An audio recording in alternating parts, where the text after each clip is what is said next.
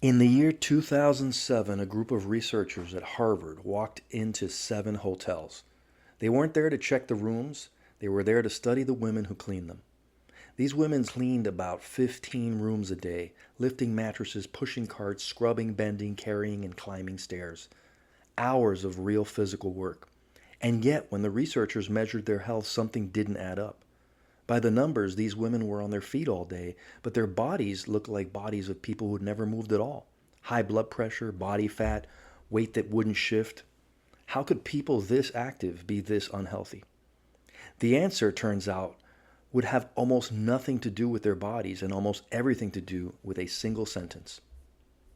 We tend to believe our health is a simple equation: calories in, calories out, effort in, results out. The body is a machine that doesn't care what we think about it. But the researchers, a young scientist named Alia Crum and the legendary psychologist Ellen Langer, had a stranger idea. What if the body does care what we think? What if your beliefs about your life aren't just opinions floating in your head, but instructions your body is quietly listening to? So they ran an experiment, and it's one of the most quietly astonishing studies in modern psychology. They split the housekeepers into 2 groups. The first group, the informed group, was pulled aside and told one simple, true thing. The work you do is exercise, real exercise. Cleaning rooms burns calories. Changing the sheets, vacuuming, scrubbing a bathroom, you are easily meeting the doctor's recommendations for an active, healthy lifestyle. You're already doing it. Changing the linens, 15 minutes, 40 calories. Vacuuming, 15 minutes, 50 calories. Cleaning a bathroom, 15 minutes, 60 calories.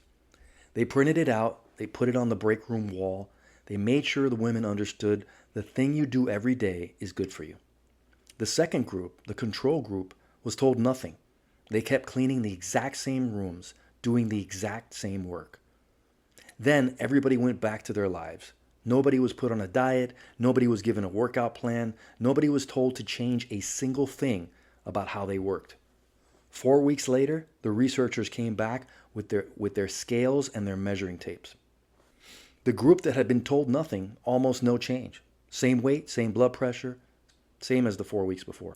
But the group that had simply been told their work was exercise, they had lost weight, on average around 2 pounds. Their body fat dropped, their body mass index had dropped, and their blood pressure had fallen by about 10 points. Same job, same hours, same 15 rooms a day, same food. The researchers checked all of it. These women weren't eating differently, they weren't exercising more outside of work, they weren't doing anything new.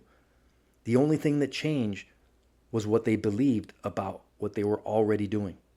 One group saw a chore, the other group saw exercise. And 4 weeks later, their bodies had told 2 completely different stories. Now, if this were only one study, you might call it a fluke. But Alia Crum, that young researcher, wouldn't let the question go. A few years later, she ran another experiment that's even harder to argue with. She gave people a milkshake, the same milkshake, 380 calories every time.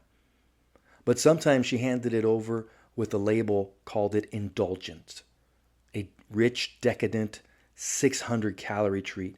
And sometimes she gave the same shake with a label calling it sensible, a light, guilt-free, 140-calorie drink. When she measured a hormone in their blood called ghrelin, ghrelin is your hunger signal. When it drops, your body is telling you, you're full now, you can stop. Here's what happened. When people believed they were drinking the rich, indulgent shake, their ghrelin dropped sharply. Their bodies registered, that was a lot, I'm satisfied. When people believed they were drinking the sensible little shake, their ghrelin stayed almost flat. Their body barely responded. That was nothing, I'm still hungry. It was the same shake, the same calories going into the same stomachs, but the body didn't respond to the milkshake. The body responded to the story about the milkshake. Now let's be honest and careful here, because this matters.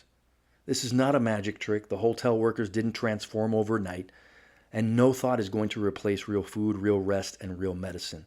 The changes were small, real, measured, but small. But that's exactly what makes them so powerful, because these women didn't add anything to their lives. They didn't have more time, more money, more energy. The only thing that changed was a sentence they chose to believe. And that points to something you carry with you everywhere you go. So much of your day is already full of effort you've been taught not to count.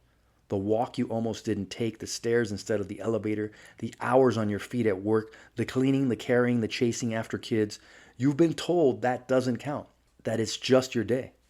But your body might be keeping a different score than you, and it's listening to which story you tell. The point isn't to lie to yourself. The point is to stop overlooking what's already true. The effort you're already making is real.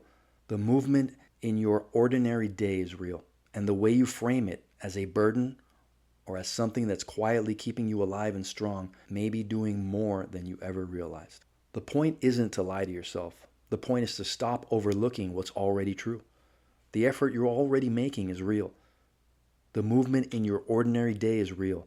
And the way you frame it as a burden or as something that's quietly keeping you alive and strong may be doing more than you ever realized. 84 women changed nothing about their lives except one belief, and their bodies followed. So maybe the question worth sitting with today isn't how do I do more? It's what am I already doing that I'm never given myself credit for? Your mind has been writing instructions for your body your whole life. Today might be a good day to notice what you've been telling it. If this gave you something to think about, that's exactly what this channel is for. Quiet ideas that make life a little better. I'll see you in the next one.